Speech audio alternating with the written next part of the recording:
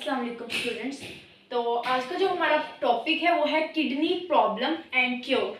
ठीक है, अब जैसे हमने पहले सारा किडनी के मुतालिक पढ़ा, हमने पढ़ा यूरिन कैसे बनता है और हमने इसके डिफरेंट फंक्शन पढ़े, किडनी का फंक्शनल यूनिट पढ़ा। इसी तरह इस सिस्टम में भी कुछ खराबियां पैदा हो जाती हैं, ठीक है, जिनको हम किडनी प्रॉब्लम्स कहते हैं। आज उन्हीं खराबियों को हमें पढ़ना है कि यूरिनरी सिस्टम के अंदर कौन कौन से डिसऑर्डर या कौन कौन सी खराबियां जो सी हैं वो पैदा हो जाती हैं। तो सबसे पहली है किडनी स्टोन।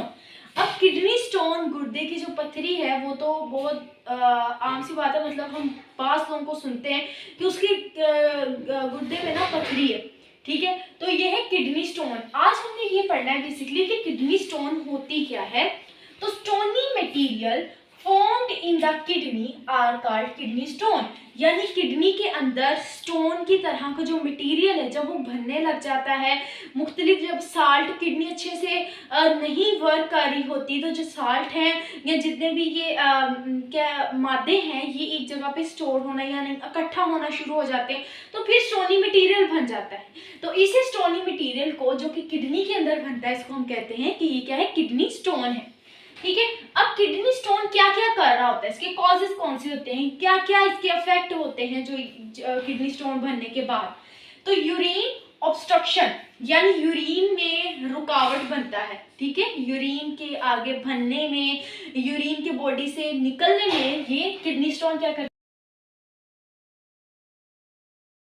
Become reddish. अब यूरिन, अगर ये प्रॉब्लम बहुत ज्यादा बढ़ गया है तो फिर क्या होता है कि जो यूरिन है ना, उसका कलर आहिस्ता आहिस्ता रेड सा होने लग जाता है, रेडिश होने लग जाता है, और जो यूरिन वॉल्यूम है वो भी डिक्रीज हो जाता है, यानी जो यूरिन है उसकी मिकदार कम हो जाती है, उसका वॉल्यूम कम हो जाता है, डिक्रीज हो जाता है।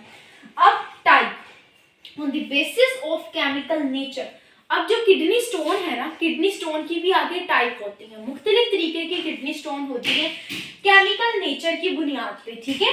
तो सबसे पहले है कैल्शियम ऑक्सलेट। कैल्शियम ऑक्सलेट, अब एक किडनी है, एक स्टोन है, एक पत्थर है जो कैल्शियम ऑक्सलेट का बना है, ठीक है।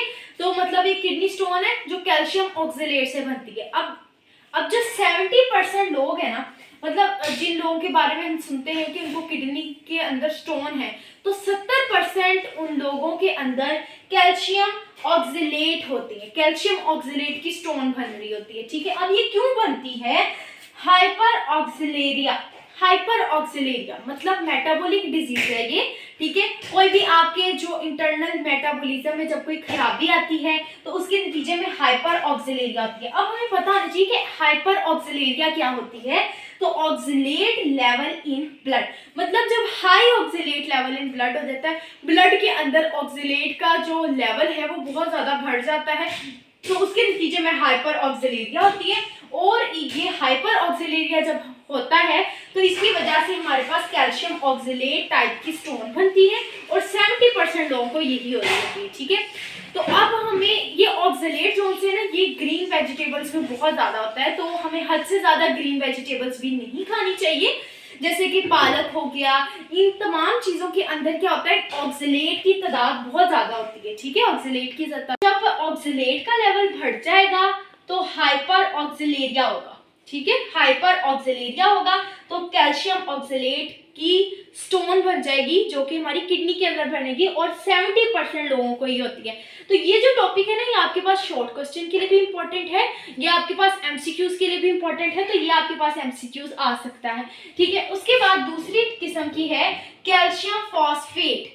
अब एक स्टोन होती है जो कैल्शियम फॉस्फेट से बन रही होती है, और 15% लोगों के अंदर जो स्टोन बनती है वो कैल्शियम फॉस्फेट की बन रही होती है। अब ये क्यों बन रही होती है, क्योंकि हाइपरकैल्सीमिया की बीमारी होती है उन लोगों को, ठीक है। अब इसका क्या मतलब है कि कैल्शियम का खून के अंदर है ना, जब कैल्शियम का लेवल बढ़ जाता है, कैल्शियम की मिकदार ज्यादा हो जाती है, तो उन लोगों के अंदर हाइपरकैल्सीमिया होती है, ठीक है, जिसके नतीजे में उनके अंदर कैल्शियम फॉस्फेट की स्टोन बन रही होती है, ठीक है। उसके बाद जो लास्ट टाइप है वो है यूरिक एसिड, यानी यूरिक एसिड की स्टोन बनती है 10% लोगों के अंदर। हाइपर यूरिसीमिया होता है इन लोगों को, और इनके ब्लड के अंदर, इनके खून के अंदर यूरिक एसिड की मिकदार बहुत ज्यादा बढ़ जाती है, ठीक है।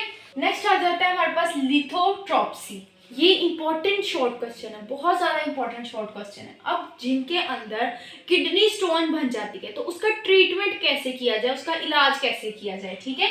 तो non surgical removal of kidney stone, एक तो होता है ना कि पूरी सर्जरी की जाती है और उसके बाद किडनी से पूरा ऑपरेट किया जाता है, उसके बाद किडनी से स्टोन को निकाला जाता है। लेकिन लिथोट्रॉप्सी एक ऐसा अमल है जिसमें कोई सर्जरी नहीं होती, कोई सर्जरी नहीं होती और बॉडी के बाहर से ही कोई ऐसे फंक्शन परफॉर्म किए जाते हैं जो कि किडनी के अंदर जो स्टोन है उसको रिमूव कर दे।